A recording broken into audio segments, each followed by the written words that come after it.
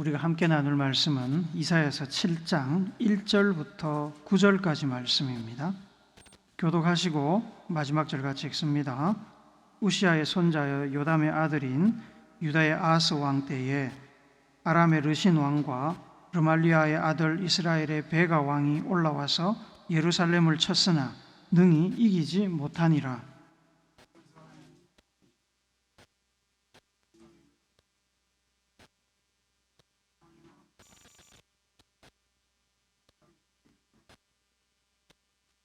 그때에 여호와께서 이사야에게 이르시되 너와 내 아들 스알야숲은 윗못 수도 끝 세탁자의 밭 큰 길에 나가서 아하스를 만나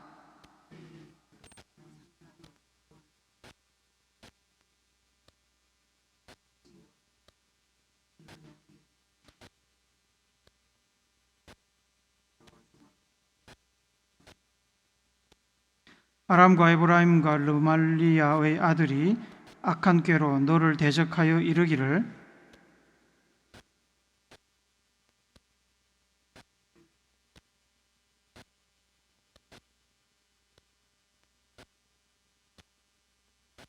주 여호와의 말씀이 그 일은 서지 못하며 이루어지지 못하리라.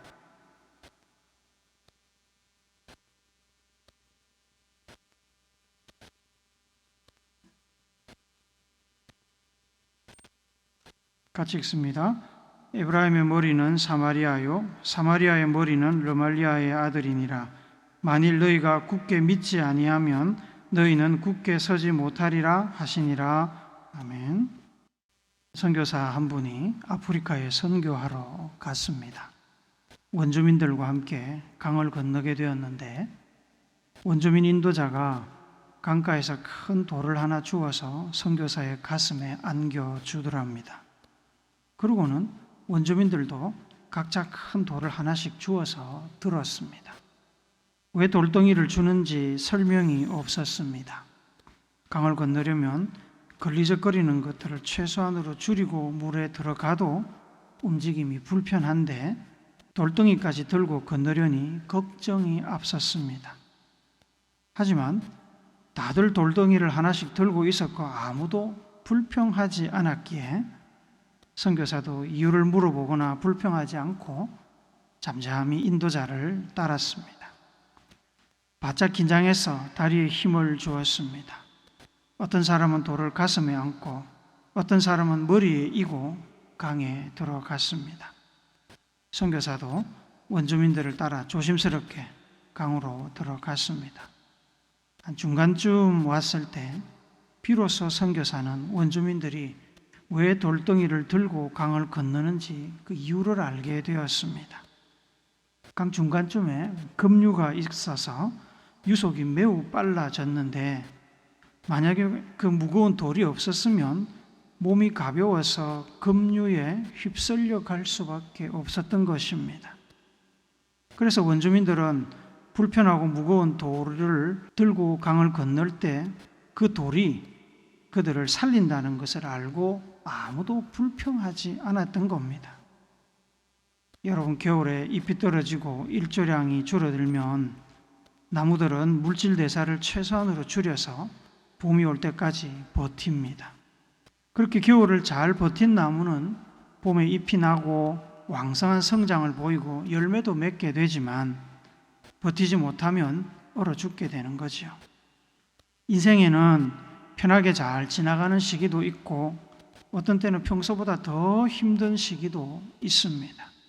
그때는 두 다리에 힘을 주고 이를 악물고 버텨야 합니다. 잘 버티면 어려운 시기를 보내고 좋은 날이 오지만 그렇지 못하면 실패로 인생이 끝날 수도 있습니다. 그래서 이 또한 지나가리라는 그 말을 우리는 진리로 받아들일 필요가 있습니다.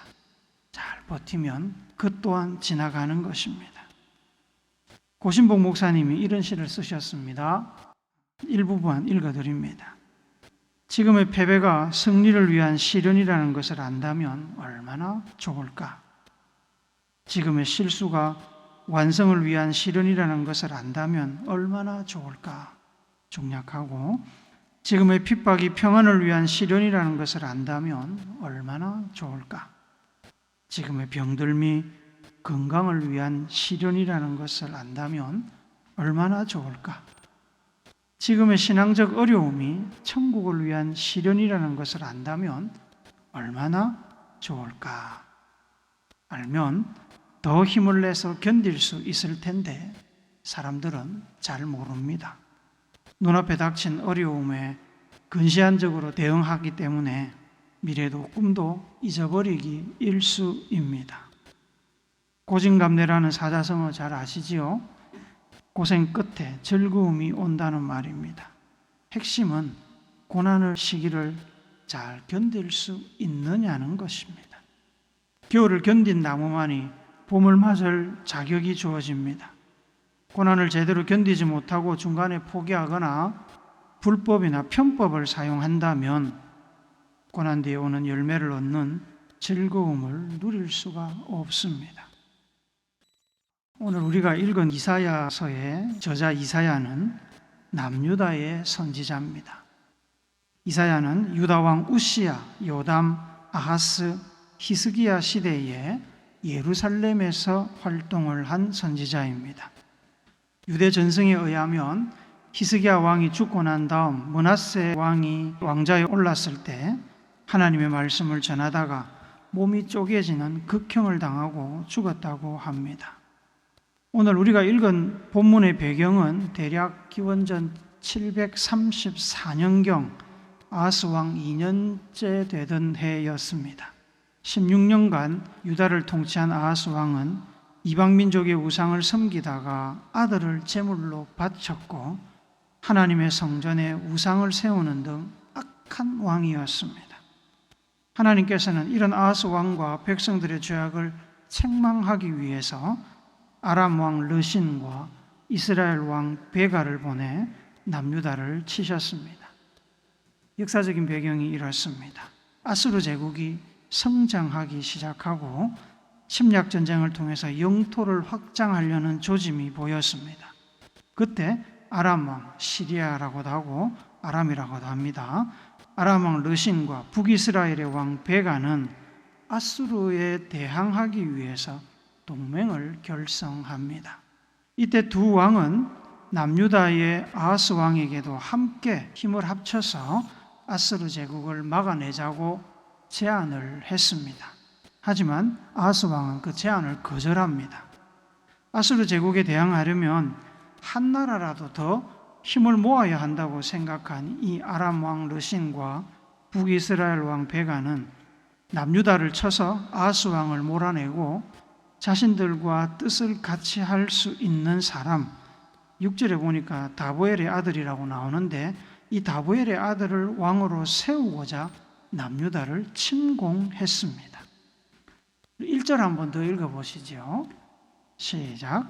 우시야의 손자요 요담의 아들인 유다의 아하스 왕 때에 아람의 르신 왕과 르말리아의 아들 이스라엘의 베가 왕이 올라와서 예루살렘을 쳤으나 능히 이기지 못하니라. 1절은 아람 왕 르신과 북이스라엘 왕 베가가 예루살렘을 침공했지만 성공하지 못했다고 기록합니다. 하지만 피해는 심각했습니다. 아람 군대는 엘랏이라는 지역을 점령하고 남유다 사람을 쫓아낸 뒤에 아람의 영토로 편입했습니다. 북이스라엘은 남유다 사람 20만 명을 죽였고 많은 사람들을 포로로 끌고 올라갔습니다. 선지자 오뎃의 간곡한 권면과 사마리아 지도자들의 순종으로 포로로 끌려왔던 남유다 사람들을 고향으로 다 돌려 보냈습니다. 2절에 보니까 어떤 사람이 다윗의 집에 알려 이르되 아람이 에브라임과 동맹하였다 하였으므로 라고 말씀합니다. 아람과 에브라임은 북이스라엘입니다. 아람과 북이스라엘이 2차 전쟁을 준비하고 있다는 말입니다. 아람이 에브라임과 동맹했다는 말은 아람이 에브라임에 주둔하고 있었다라는 말씀으로 해석하는 성경들도 있습니다. 아람이 북이스라엘과 동맹해서 2차 전쟁을 준비하고 있다는 소식이 전해지자 남유다에서는 당연히 난리가 났겠지요. 2절은 왕의 마음과 그의 백성의 마음이 숲이 바람에 흔들림같이 흔들렸더라라고 표현합니다. 전쟁에 대한 두려움과 공포에 사로잡혀서 아하스 왕은 물론이고 백성들의 마음이 두려움에 요동치고 있었습니다. 그도 그럴 것이 1차 전쟁 때 이미 엄청난 피해를 보지 않았습니까? 아하스 왕은 앞에 말씀드린 대로 우상 숭배에 깊이 빠져 있던 왕입니다. 여호와 하나님을 신뢰하지 않았습니다. 전쟁의 공포가 그를 눌렀을 것입니다.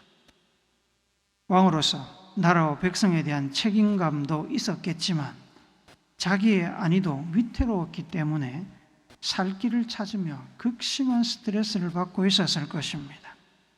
하나님을 신뢰하지 않았으니까 하나님의 선지자들을 옆에 둘 리도 없었을 것이고, 하나님의 선지자들이 옆에 없으니까 하나님의 뜻을 전달받을 길도 없었을 것입니다.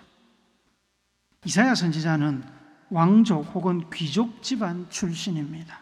그래서 그는 다른 선지자들과 달리 예루살렘에 살면서 소위 높은 사람들과 교제하며 하나님의 말씀을 전했습니다. 하나님께서 이사야 선지자를 부르시고는 아하스 왕에게 가서 하나님의 말씀을 전하라고 하셨습니다. 3절 우리 한 번 더 읽습니다. 시작. 그때에 여호와께서 이사야에게 이르시되 너와 내 아들 스알랴숲은 윗못 수도 끝 세탁자의 밭 큰 길에 나가서 아하스를 만나. 윗못이라는 건 지형적으로 위쪽에 있는 연못을 이야기하는 겁니다. 아하스 왕이 예루살렘에 있는 윗못 수도 끝부분에 자리 잡은 세탁자의 밭이라는 곳에 있으니까 그곳에 가서 아하스를 만나라는 겁니다. 왕에게 접근하는 일이 쉬운 일이 아닙니다. 그러나 좀 전에 말씀드린 대로 이사야는 왕족 혹은 귀족 출신으로 이미 그 지역에서 신뢰를 받고 있던 사람이기 때문에 쉽게 접근할 수 있었던 것입니다. 이사야가 전한 말씀의 요지는 아람 왕과 북이스라엘이 연합해서 쳐들어온다고 해도 쫄지 말라는 것입니다. 4절도 우리 같이 읽어봅시다. 시작. 그에게 이르기를 너는 삼가며 조용하라. 르신과 아람과 르말랴의 아들이 심히 노할지라도 이들은 연기나는 두 부직갱이 그루터기에 불과하니 두려워하지 말며 낙심하지 말라. 삼가며 조용하라는 말씀은 적들이 거대한 군대를 이끌고 쳐들어온다고 해서 정신줄 놓지 말고 호들갑 떨지 말고 정신을 바짝 차리고 침착하게 행동하라는 겁니다. 그들이 강해 보이고 남유다는 곧 망할 것처럼 보여도 사실 그들은 연기나는 부직갱이 거루터기에 불과하다고 하십니다. 부직갱이 거루터기는 이게 참 어려운 말입니다. 번역이 참 어려운데 이게 타담한 장작에 그을린 끝부분을 이야기를 합니다. 불이 붙었지만 곧 다 타버리고 이제 연기와 순만 남게 된 그 나무 토막. 아람 군대와 북이스라엘 군대는 그 타담한 나무 토막에 불과하니까 걱정하지 말라는 겁니다. 7절 우리 세 번역으로 같이 읽습니다. 시작. 주 하나님께서 말씀하신다. 이 계략은 성공하지 못한다. 절대로 그렇게 되지 못한다. 남유다를 공격해서 아하스 왕을 죽이고 새로운 왕을 세우려는 이 아람과 북이스라엘 왕의 계획은 절대로 성공하지 못할 것이라고 하나님이 장담하셨습니다. 왜 성공하지 못한다고 장담하셨을까요? 하나님께서 남유다를 보호하실 것이기 때문입니다. 하나님께서 보호하시는데 누가 공격할 수 있으며 공격한들 누가 이길 수 있겠습니까? 8절 9절에 보면 대저 아람의 머리는 다메섹이요 다메섹의 머리는 르신이며 또 9절에 보니까 에브라임의 머리는 사마리아요 사마리아의 머리는 르말리아의 아들이니라 라고 말씀하죠.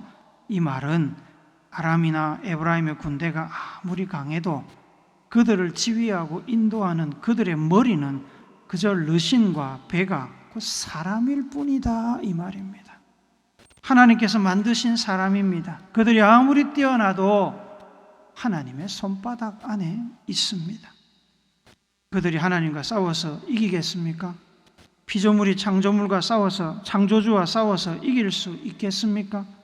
불가능합니다. 그러니 전쟁을 두려워하지 말라고 말씀하십니다. 다만 조건이 하나 있습니다. 9절 하반절에 보면 만일 너희가 굳게 믿지 아니하면 너희는 굳게 서지 못하리라.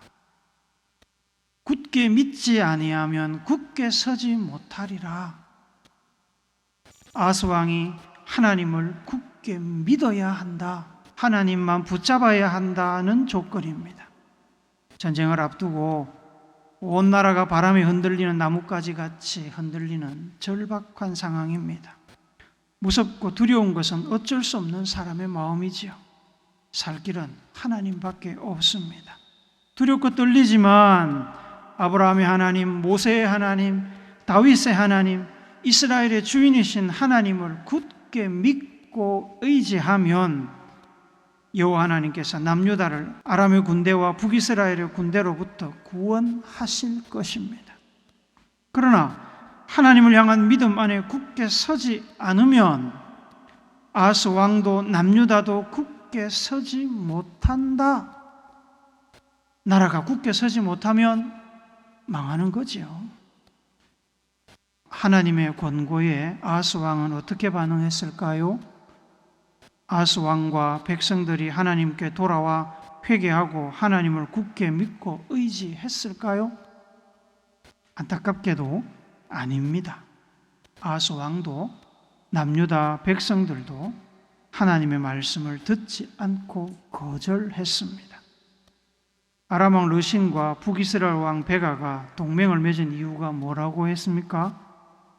아스루 제국의 확장 정책으로 인한 위협 때문이었습니다. 아람과 북이스라엘은 반아스루 동맹을 만들고 남유다를 끌어들이기 위해서 남유다를 침공한 것입니다. 적의 적은 내 편이라는 말이 있지요.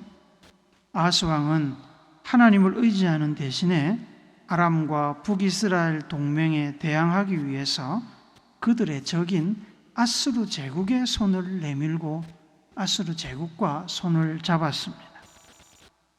외교적으로는 성공했습니다.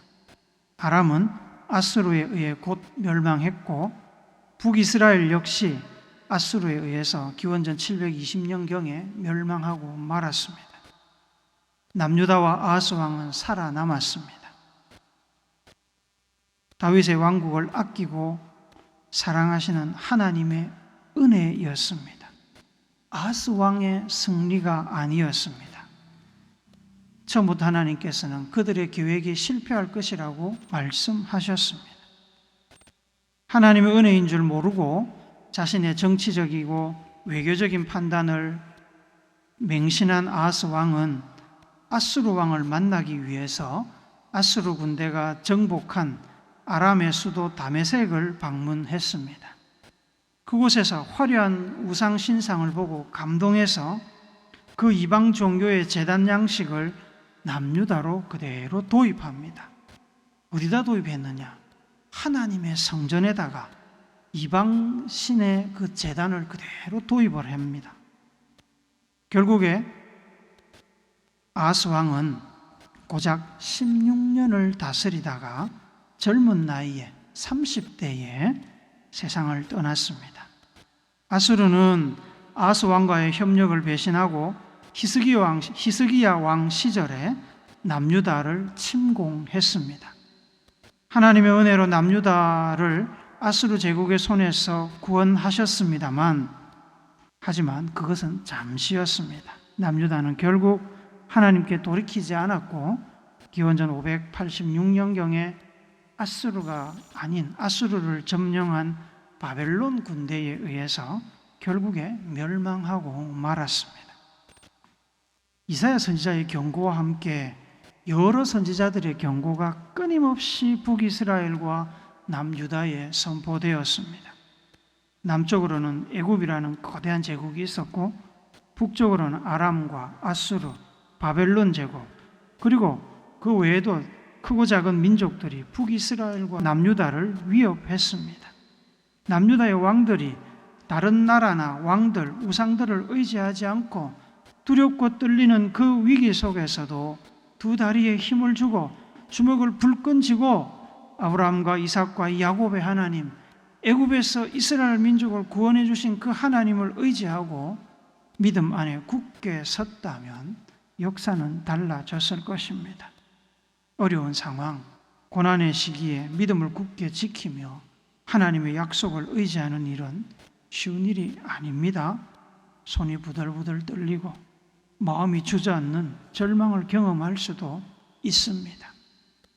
그럼에도 하나님께서는 항상 우리에게 하나님을 의지하라고 말씀하십니다. 그덕 말씀하십니다. 신명기 31장 6절 말씀 한번 같이 읽습니다. 시작. 너희는 강하고 담대하라. 두려워하지 말라. 그들 앞에서 떨지 말라. 이는 내 하나님 여호와 그가 너와 함께 가시며 결코 너를 떠나지 아니하시며 버리지 아니하실 것임이라 하고. 예레미야서 46장 27절도 같이 읽습니다. 시작. 내 종 야곱아 두려워하지 말라. 이스라엘아 놀라지 말라. 보라 내가 너를 먼 곳에서 구원하며 내 자손을 포로된 땅에서 구원하리니 야곱이 돌아와서 평안하며 걱정 없이 살게 될 것이라. 그를 두렵게 할 자가 없으리라. 신약성경 복음서에 보면 예수님께서 무리를 걸으신 이야기가 나옵니다. 잘 아실 겁니다. 예수님께서 풍랑을 만나서 흔들리는 배 안에 갇힌 제자들을 구원하시기 위해서 물 위를 걸어서 배로 오셨습니다. 물 위로 걸어오시는 그 예수님을 보고 베드로가 나도 물 위를 걸어보고 싶다는 마음이 생겨서 예수님께 부탁을 합니다. 그래서 예수님께서 걸어오라고 이야기를 하셨습니다. 물 위에 발을 딛고 한 걸음 두 걸음 내딛었던 베드로는 잠시 후에 몰아치는 그 풍랑을 보고 두려워서 물속에 가라앉고 말았습니다. 물에 빠져서 허우적거리는 베드로의 손을 잡아서 건져내시면서 예수님께서 이렇게 말씀하십니다. 마태복음 14장 31절 같이 읽습니다. 시작. 예수께서 즉시 손을 내밀어 그를 붙잡으시며 이르시되 믿음이 작은 자여 왜 의심하였느냐 하시고.